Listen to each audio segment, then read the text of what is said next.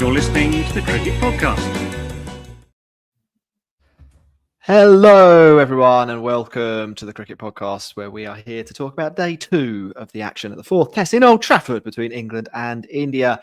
Max, you're with me. I'm Jack Hope. It was a pretty good day for England, wasn't it? We were talking about those big sessions that they seem to regularly win, and probably a 2 of them back-to-back in the afternoon and then after tea. Yes, and they weren't, it's not like they really lost the first one either, is it? So I think you could say it was a fairly good day at the office for England. And a lot of work to do for India to get back into this one. Absolutely. Before we get going, just a reminder to click like and subscribe on whichever platform you're following along on right now. Make sure you tell your friends about the Cricket Podcast, put it in your WhatsApp groups, post it to people. Don't get enough postal distribution of podcasts these days. Download it on an iPod, send it to someone. It's a topical podcast. It won't really work that well, but it'll give them a flavour, and then in their own time, people like a can get chain around to letter. And if you're in the YouTube live chat, do say hello, as Rhubarb just has. Hello, Rhubarb. Max, we've only got you for a limited amount of time before you're going to see Tim Minchin in Kingston this evening. So if you're heading along to see Tim Minchin, say hello to Max. What happened in the cricket in Manchester today? Well, Jack, first things first, we were all waiting for the news about Rishabh Pant and, the confirmation of what we all suspected, which was that he had a broken foot. And that's the news that came out, along with the news that he was unlikely to play any further part in this game. So hold that thought as Shardul Thakur and Washington Sundar entered the arena to face England's new ball bowling. Well, Jadeja, actually, and Shardul Thakur, but Jadeja fell reasonably early to Jofra Archer as England were able to extract more movement from the day than I think we've seen at any point throughout this series. The ball was hooping around and hooping around to the point that England couldn't really control it either, with the ball flying to all parts, mostly straight from the bowler's hand down the leg side to the boundary. But once Jadeja was out and, who strode to the crease?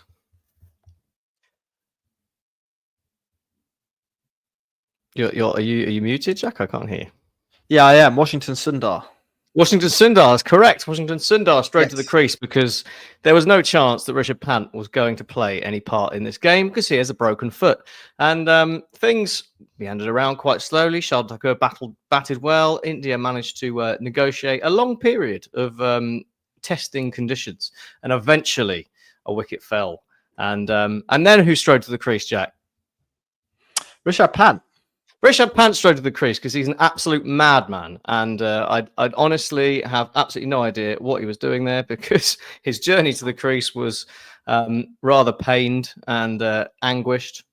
England might have considered timing him out at one stage, the amount of time it was taking him to get there, but he did get there, and good on him, because he made his way to a 50 in some testing conditions. It looked pretty iffy at first, but once it got past lunch, I assume he'd popped 10 codeine, and by that point he was taping away from the stumps, trying to swap bowlers over their head, and it was all a bit crazy. But England did eventually get him, and they wrapped up the innings pretty quickly after that, and India fell 358 all out.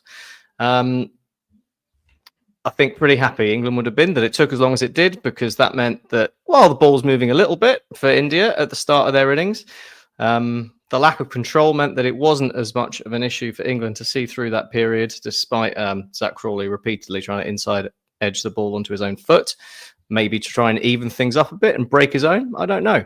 But once that period was over, England did not look back. They put the Indian bowling to the sword. It was a 166-run opening partnership between Crawley and Duckett, before Duckett narrowly missed out on his century, edging behind to the new boy, Anshul Kamboj, and gave India a sniff. But Ollie Pope and Joe Root saw the day out to make sure it was, as we were discussing yesterday, a beatdown.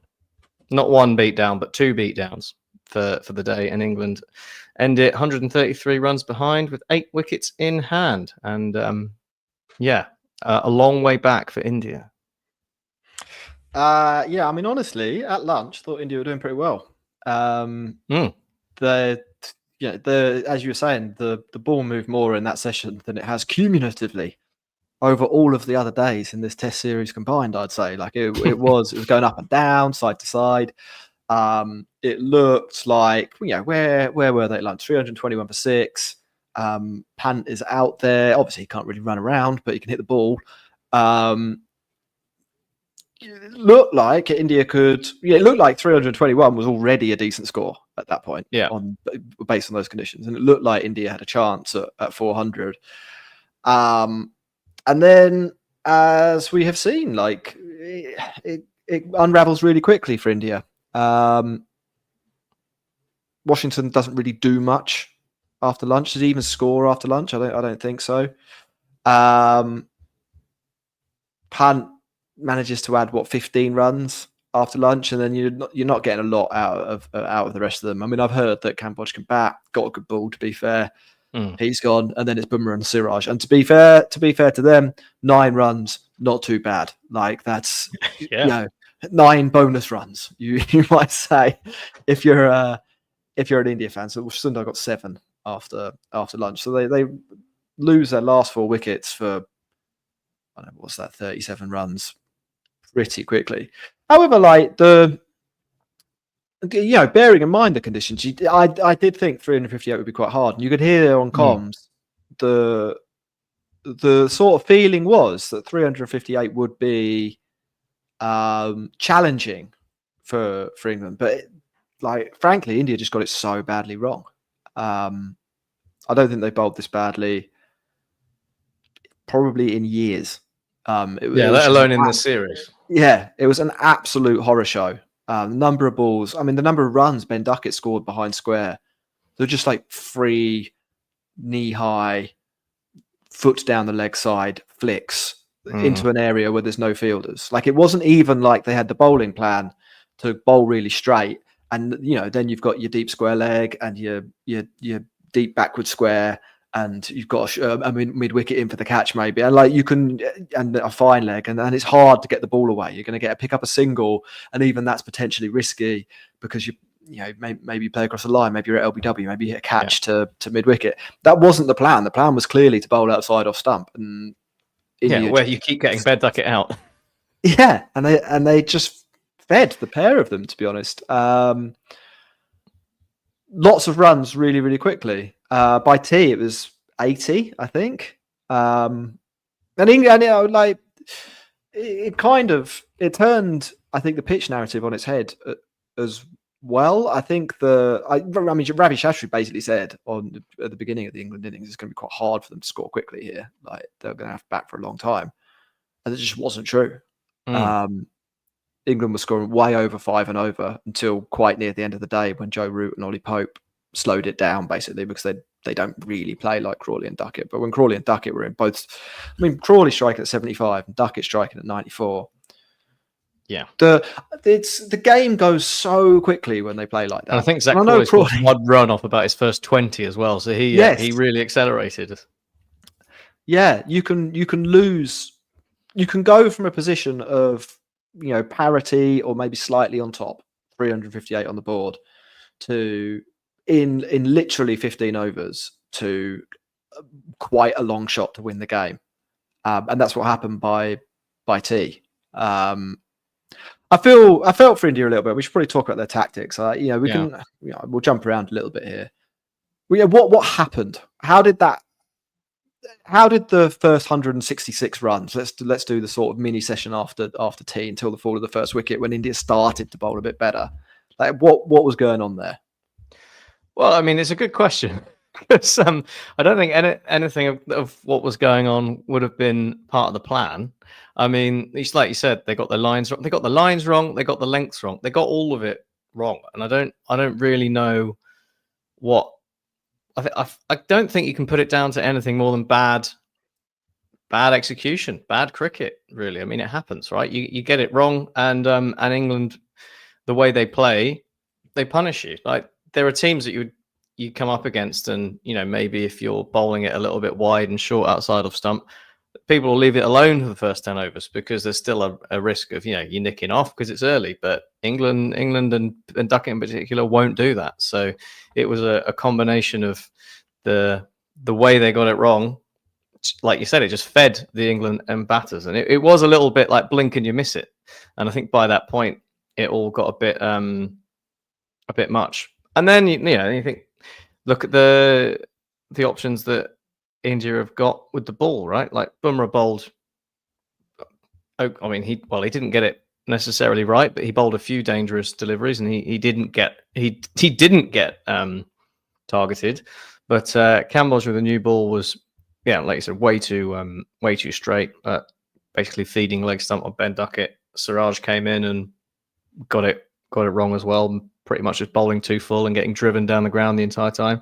And then your other options are Shal Thakur, who, actually looked a little dangerous to start with, but ends up going at 7 over. And Jadeja was getting a bit of treatment as well before he managed to get Zak Crawley out. So it wasn't like they could turn to an option either to try and stem the flow. And I think, it's a little bit about the fact that these guys have played a lot of cricket and it's a bit tough. I mean, I think if you compare to England's bowling, I think Bryden Cast looks a little bit like he'd played a lot of cricket and was finding it tough to get a bit of rhythm going. And I think that was sort of the kind of symptoms I was seeing from Siraj and Bumrah in particular. And then, first game for Cambodia, it's a bit of a lottery, right? You might be nervous, you might get it a bit wrong, you might not be that familiar with the conditions. So there's an element of that. But also, I think, you think about the morning session where the ball was doing bits for England. They couldn't control it. And I think that was a similar thing with India, right? It was you're talking about the pitch. I think you have to separate the pitch and the conditions in this one, because the pitch is pretty hard and true, and it is possible to score runs, and the conditions were what was making it pretty tricky to bat. And if you don't make the most of the conditions, then the runs can be scored, and that's what happened. I would say that, India have had a shocker of a day, I would say.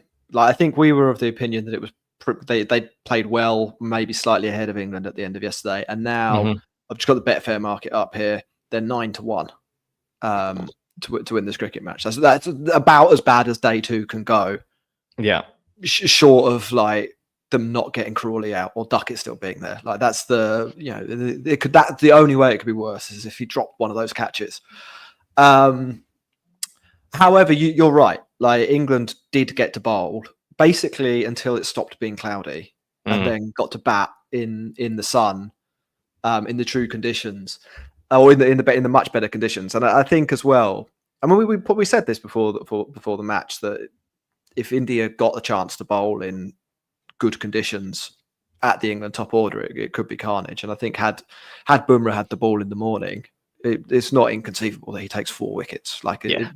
It really could have happened. It could have happened differently, but we were sort of joking, weren't we, about England, don't get him out too early because you don't want to come on that. I mean, it genuinely, there's, with the forecast today, about 2 o'clock it was supposed to clear up. There was there almost was an argument to be let's really make sure we're not accidentally batting when the ball is doing this. But then if you're India, you have to recognise that things have changed. And I think maybe part of what India was wrong with India, there's definitely some inexperience there. Bumrah looks tired, really tired. Siraj looked pretty tired. But I think also, I think all of them were a little bit guilty. I think part of the reason the ball was so pitched up and often so leg side is that they'd seen what England were able to do with it, and they thought, we've got to get it up there. We've got to bring the stumps into play. And if happens a lot. Yeah, if you do put it up there and it doesn't, then you're just bowling a half volley to, Duckett will certainly put it away. Crawley, sometimes you'll get him out like that. But it wasn't one of those occasions for him today. How long does Zak Crawley stay in the team after his 80? Oh, it's a bit long. It's definitely the rest of the series. We can make sure that's the case. So I think he'll be on the way to Australia as well. I think he's definitely got the Ashes in him. And I mean, we're talking about his his record against some of the best bowlers in the world. What was it? He averages 53 against like Rabada, Cummins, Stark, Hazelwood, and Bumrah. So to average 30 overall is an astounding feat from Zak Crawley. The mark of a really special cricketer, and that's I guess that's why he's there, right? But no, I think he'll be there till the end of the Ashes. And because it's just another it's confirmation bias, isn't it, the Zak Crawley thing? Because everything England say about him is like, we don't want him hitting consistent runs, we want him changing matches, and every time he does something like that, see, I told you he can do that, and it just goes around in circles. Like we talked about the England boom and bust thing. It's not really bust. It's sort of like England not doing anything and then boom. With the very fairly rare bust at the moment to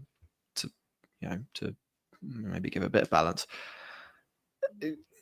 Maybe they are on something, because it is absolutely true that the 2 times Crawley has got runs in this series, they have massively shifted the pendulum in England's favour.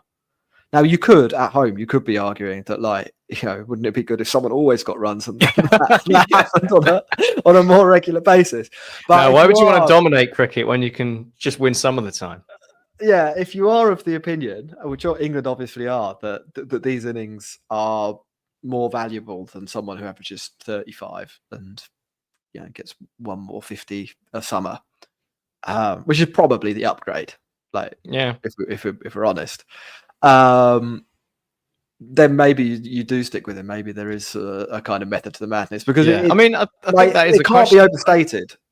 Yeah, but it can't be overstated how quickly England took that game away from India. Like, it was 358. Basically, everyone was saying that's a fine score. And I know India are architects in their own downfall with some of the bowling, but most teams don't score 166 runs in the first 30 overs. Like, with Bumrah in the opposition attack, by the way, only going at 3 over, they just dismantled everyone else. It was comprehensive. It was the beatdown that we're talking about. Yeah. And with Crawley as well, it's like it's not like there's someone bashing the door down, is there, to come and replace him. There is a litany of England former Test openers who've done quite well in the county championship this year, but you're not going back to Dom Sibley and Adam Lyth and Alex Lees and all the rest of it. Like that, England are not going to do that. So then, like, you think there's not an obvious candidate, and Zak Crawley fits what they want to do, so he will be there, unless it's Ray and Ahmed's time. Yeah, for sure. Just a couple of other things. Ben Duckett, disappointing not to get his century, 94. Yeah. Was he out 6 times? Did you say in that? That's what Rhubarb has put in the chat. Yeah, 6 times in the 90s. Maybe it's the Rishabh Pant itis, isn't it? He's also a man who's fond of getting out in the 90s. A statistical quirk, or maybe evidence that he's not that bothered by milestones and doesn't let it affect the way he plays, which would be fair enough. But it was not a nice way to go when you're on 94, is it? It wasn't a great delivery, maybe a little bit too close to cut, but a little bit bad. Nice for the new guy to get a wicket. Maybe that'll start for tomorrow. On the new guy, after his first spell, I said in the Discord, which you can join if you become a Patreon, patreon.com/the cricket pod. My opinion was that he was a waste of an airfare. He actually bowled all right, though, to give him his proverbial dues. Yeah. The second spell, he looked quite a lot more effective. Dragged his length back. I mean, still bowled some bad balls, don't get me wrong. But I can see why India thought he would be decent, even if... Yeah. And I think he was a bit of a point of difference, wasn't he? He was a bit more of the Akash Deep style with the, a bit of swing, not necessarily as quick, but movement in the air, and he looked like he could be a threat if he got it right. It wasn't like rock up and at the end of the day, at least, rock up and like, who the hell is this guy? Maybe once he'd shaken off his first spell nerves. So hopefully for him, he comes back and puts in a performance, because he is highly rated, isn't he? So we'll see. Yeah, right, Max, you have to head off to Tim Minchin, so we're going to wrap up the pod there. We'll try and squeeze one in maybe tomorrow. I'm not 100% sure about that. And Ross and I are on cricket tour this weekend, so you're going to have to try and rope in Dan Weston or someone to cover the end of this match. Goodbye, everyone. Thanks for joining us in the chat. Do remember to click like and subscribe, and head to the show notes for links to other stuff. Cheerio. Goodbye.